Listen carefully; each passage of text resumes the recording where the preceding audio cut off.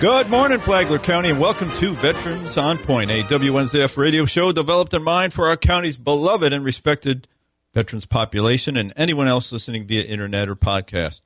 I'm your host, David Lyden, the Flagler County Veterans Services Officer, and I am not here with my colleague at the office, Eric, and we do not have any guests today, so it's just you and me, and I've got some information for you. And so this is an informational show. And educational, I hope, as well. But Eric and I are the Flagler County Veterans Services Officers. We're at 1769 East Moody Boulevard in Bunnell. Our phone number is 386-313-4014.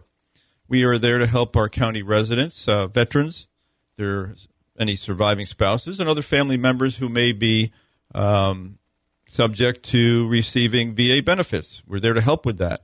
We're there to help with other things as well. As you know, a lot of times there's military strings, ID cards, retirement paperwork. We help with those things as well. A lot's coming up with logging into government websites, specifically va.gov, and with that, some folks need help with getting into the system or registering in the system. One of the big problems is with the login.gov is uploading your driver's license picture.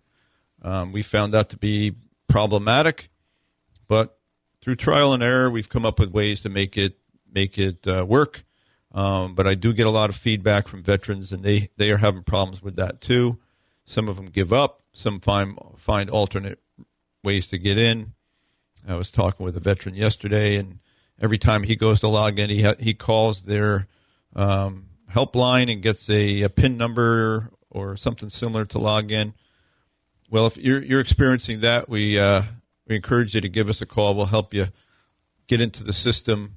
So you don't need to make calls every time you want to log into something. So you just put in your password and your PIN, or your username and your password. So we can help with that. So we're there for a lot of reasons.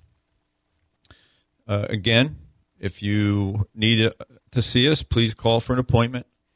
And again, that's 386-313-4014. Our hours are generally 8 in the morning until 5 o'clock at night, with an hour typically for lunchtime from noon to 1. This week, our Star Spangled Banner, which we include at the end of each program, is, I hope my producer got it. I sent it to him. Yep, he's saying yes. So it's a 100-year-old U.S. Marine Corps Iwo Jima survivor named Don Graves. And it looks like it's a video as well. You won't see the video on here, but if you go to YouTube, you can find it. And it's at a NASCAR event. So apparently he's done that a couple times, because they say he's returned to sing. So stick around for the 100-year-old United States Marine Corps Iwo Jima survivor, Don Graves, singing the Star Spangled Banner. For those of you who would like to submit a veteran that you love as a Veteran of the Week in the Palm Coast Observer, we encourage you to send a photograph and some bio information to Brent Warrenoff and you can use his email to send that information. His email is Brent, BRENT, at observerlocalnews.com. So that could be a husband, it could be a spouse, a wife, it could be a friend, a colleague, a neighbor, a brother, a sister. Recognize your veterans. This is a big military and veteran related month here in May, and so send something to Brent Warrenoff. All right, so let's talk about our legal loyal listeners. Let's welcome to the program, of course, Billy Jones and his wife Jo, his wonderful wife Jo. Thank you for always listening and providing feedback for so many years now. And, of course, Navy Master Chief Dan and his wife Kay up there at the Sancerre Assisted Living Facility. Our Marine pal Jeff Kingdon, naturally, who, as you know, is our Flagler County Veteran of the Year. He's also the Flagler County Veterans Advisory Council Chair, and he is the producer of thousands of wooden plaques that are all over Flagler County, St. John's now, Volusia. Now he's spreading out into Orlando. There's some Tuskegee Airmen that are still remaining, and some of their family are asking Jeff to do the plaques, and he really likes doing them for World War II veterans. And we just this past weekend, Jeff, myself, and Billy Jones went to the home of Anthony Stampone, who is a World War II veteran, and Jeff presented him with a plaque. He was very appreciative, and we thank Anthony and Hannah for having us come into the home and be able to do that. So Jeff loves recognizing World War II vets. His dad was a World War II vet, so it's something that he really appreciates doing. So if you have a World War II vet that you know that Jeff hasn't made a plaque for, you can give us a call at 386-313-4014. We'll share that information with Jeff. I guess he's got a number of them that are he found out now that are in the Orlando area, so he's going to be making some trips out there to do that. So, Jeff, thanks for all you do. And Jeff really, we've talked about on this show about having a purpose.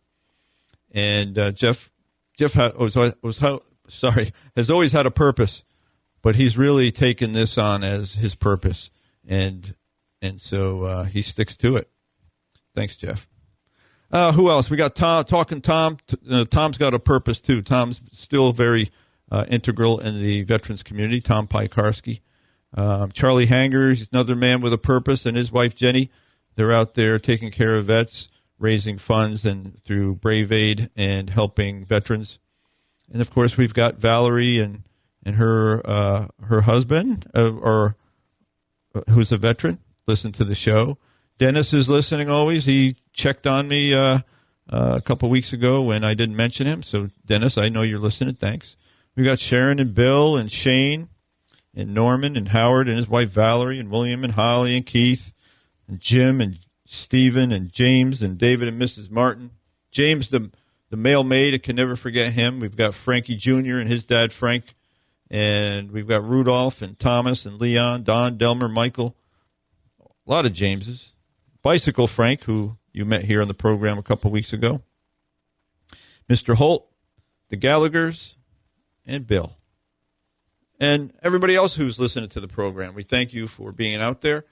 Let us know if you're listening. Give us a call. Again, 386-313-4014. Got to let you know and remind you that Massage by Natalie sponsors the podcast on WNZF. That's Massage by Natalie and Company. Her phone number is 386-227-7499. You can find them at 4871 Palm Coast Parkway Northwest, of course, in Palm Coast, Suite number 1. All right, we're on our 11th week of profiling a U.S. president. We've been going in order, and this week is James K. Polk, the 11th President of the United States and Commander-in-Chief. He served from 1845 to 1849. He is often overshadowed by more prominent figures, yet his presidency and life are filled with intriguing and lesser-known facts that highlight his complexity and impact. Known as the dark horse candidate, Polk was an unexpected nominee for the Democratic Party in 1844, emerging after a contentious convention where he wasn't even a leading contender. His nickname, Young Hickory, reflected his alignment with Andrew Jackson's policies. But Polk carved his own path with a fierce commitment to manifest destiny. One surprising fact is that Polk was the first president to have his photograph taken while in office. It captured his stern demeanor. Despite his reserved nature, he was a workaholic, often laboring late into the night, which likely contributed to his frail health and death just 3 months after leaving office at the age of 53, making him the shortest-lived president of the 19th century. Polk's president achieved an ambitious agenda including the annexation of Texas, the Oregon Territory Settlement, and the Mexican-American War, which added vast territories like California and New Mexico to the U.S. However, a little-known detail is that Polk personally kept a diary during his term, offering candid insights into his thoughts on politics and colleagues, revealing a man both calculating and deeply introspective. Another obscure fact is his surgical history. As a teenager, Polk underwent a risky procedure to remove urinary stones without anesthesia, using only brandy as a sedative, a testament to his resilience, but also a possible cause of his later childlessness. His wife, Sarah Childress Polk, was a formidable partner, serving as his political confidant and managing the White House with a ban on dancing and alcohol due to their strict Presbyterian beliefs, earning it the nickname the Puritan Court. Polk's foreign policy wasn't without quirks. He once sent a secret agent, Moses Beach, a newspaper editor, to Mexico to negotiate peace during the war, an unconventional diplomatic move that failed. Additionally, Polk was the first president to oversee the issuance of postage stamps, a mundane but transformative step in communication. Despite his accomplishments, he remains underappreciated, partly because he vowed to serve only one term and stuck to it, avoiding the limelight. His frugality was legendary. Polk refused to accept gifts or use public funds for personal expenses, a stark contrast to later political norms. These facts paint a portrait of a driven, principled, yet enigmatic leader whose brief but impactful tenure shaped the nation's borders and identity. And our quote of the week is from President Polk as well, and this is on national leadership. Although in our country the chief magistrate must almost of necessity be chosen by a party and stand pledged to its principles and measures, yet in his official action he should not be president of a party only, but to all of the people of the United States. And that was in his inaugural address, March 4th, 1845. All right, as I mentioned earlier, this May, of course, is filled with veterans events and military events, to include its Armed Forces Week, the 12th through the 17th of May, which is coming right up. Armed Forces Day is May 17th. Memorial Day, of course, is May 26th. And speaking of Memorial Day, there will be ceremonies, which I hope folks will get out to, and to remember our fallen military members who gave of their lives so that we may live as free Americans in a very prosperous country for so long now. And we still have a strong military, armed forces. Of course, Armed Forces Day is going to recognize that, where our armed forces are preserving our way of life. So please consider going out on Memorial Day and through this month and recognizing your veterans and military. But on May 26th, that's Memorial Day, there will be a ceremony at 8 o'clock at Heroes Park. That's the City of Palm Coast ceremony.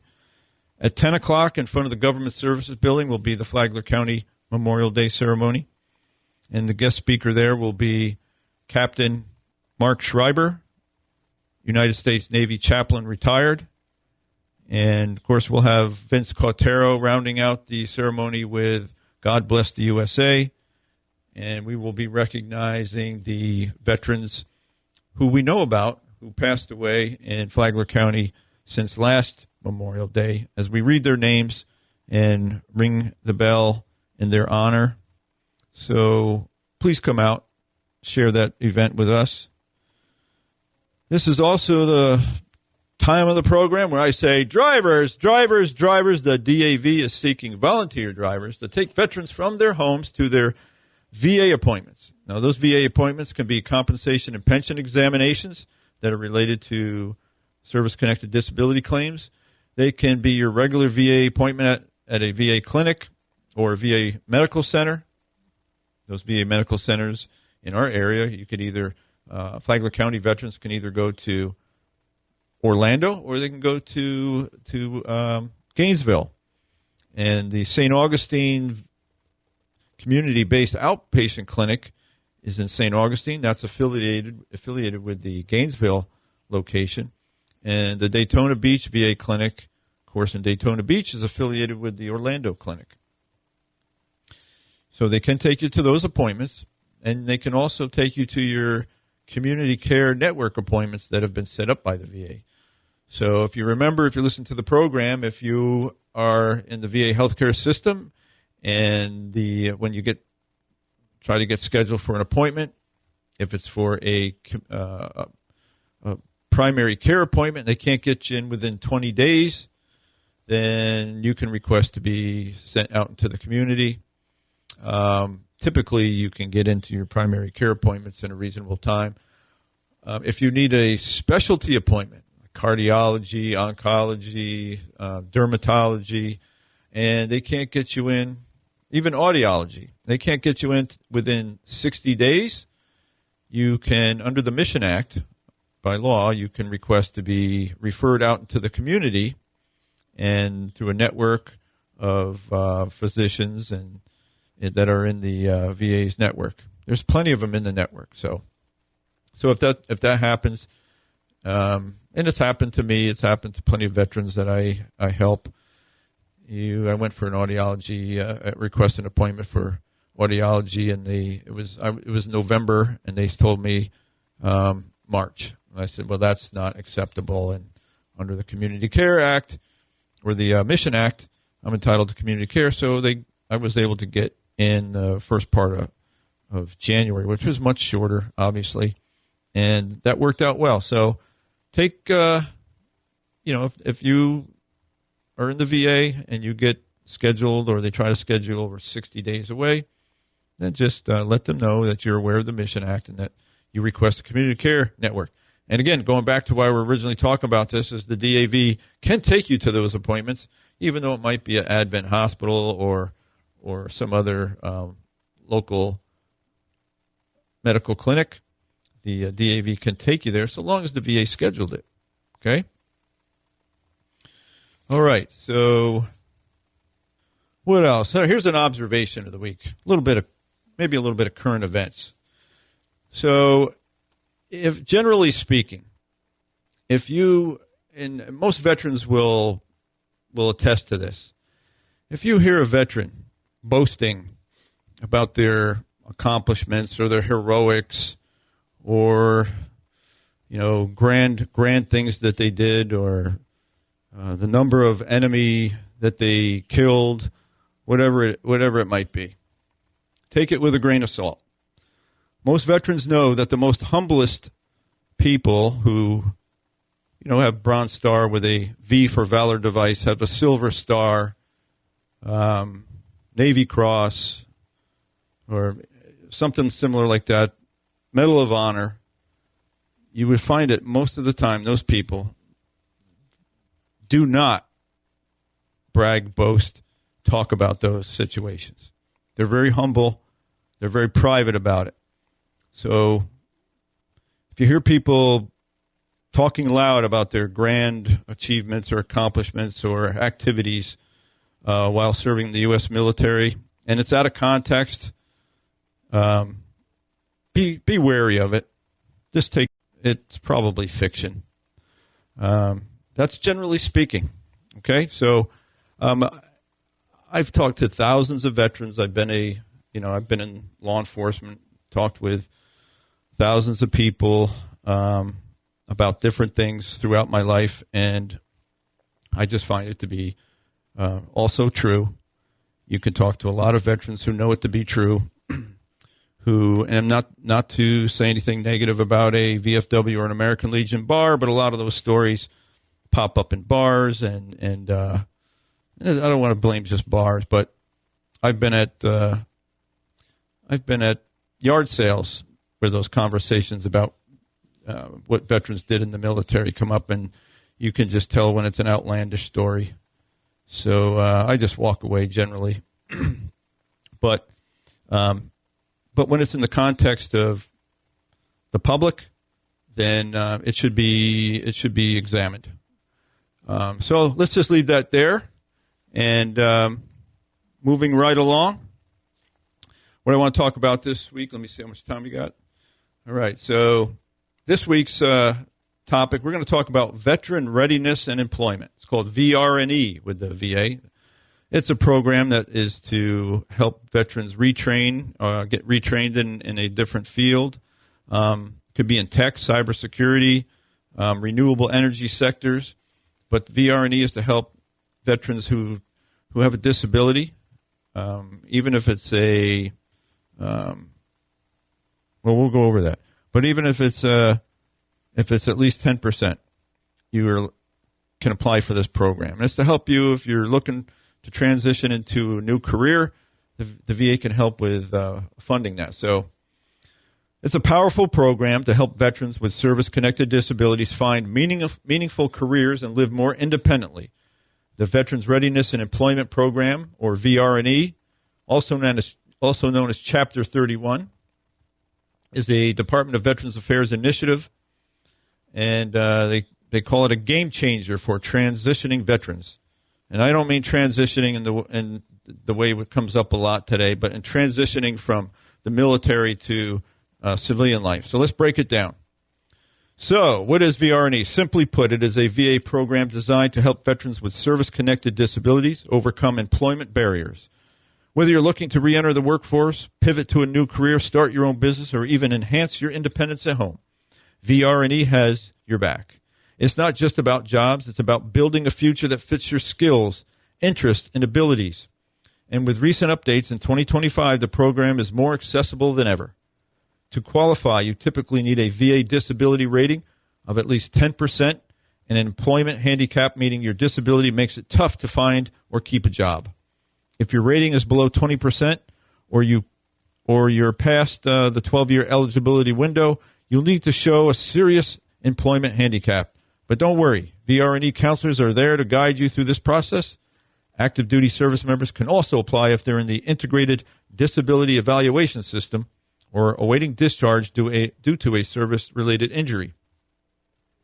The program is designed to help with reemployment, rapid access to employment, self-employment, employment through long-term services, independent living services for veterans whose disabilities make work challenging. This track focuses on improving quality of life with home modifications, like wheelchair ramps and other support. One of the standout features of VRNE is its personalized approach. You'll work one-on-one with a veteran readiness counselor to create a rehabilitation plan tailored to your goals. They'll assess your skills, interests, and needs, then connect you with services like job training, resume workshops, or even college tuition assistance.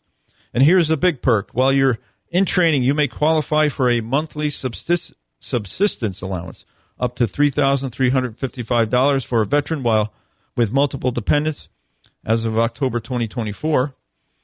You're also eligible for the post-9/11 GI Bill. You can opt for a housing allowance instead based on your training location. That's a real financial support to help you focus on your future. Applying is straightforward. You can start online at va.gov by filling out a VA Form 28-1900 or visit a VA regional office or work with a veteran service organization for free assistance. After applying, you'll meet with a counselor to evaluate your eligibility and kickstart your plan. The VA's website, benefits.va.gov, has all the details, including 2025 subsistence rates and eligibility criteria. And here's a pro tip. Don't wait for a disability rating to explore your options. Service members can apply up to 180 days before leaving active duty through the Benefits Delivery at Discharge program. So check out the VRNE if you're a transitioning veteran. Maybe get a leg up on a new career. All right, I've been given the signal that we are now under the 2-minute warning. It's been a pleasure to be with you this weekend. And again, watch us on YouTube. Follow us. I guess there's some clips on Facebook I've seen. And, I got to always let you know that no country, no state, no community does more for veterans than the United States of America, the great and free state of Florida, the wonderful Flagler County, the lovely city of Palm Coast, and all of our beautiful beach cities here. I ask you to be a victor, not a victim. Be educated, not indoctrinated. And most importantly, be kind to someone today, or many someones. All right, so it's back to work for me. We do record on Wednesdays. I'm heading back to the office to take care of some more veterans. If you need our help, Flagler County Veterans Services, 386-313-4014.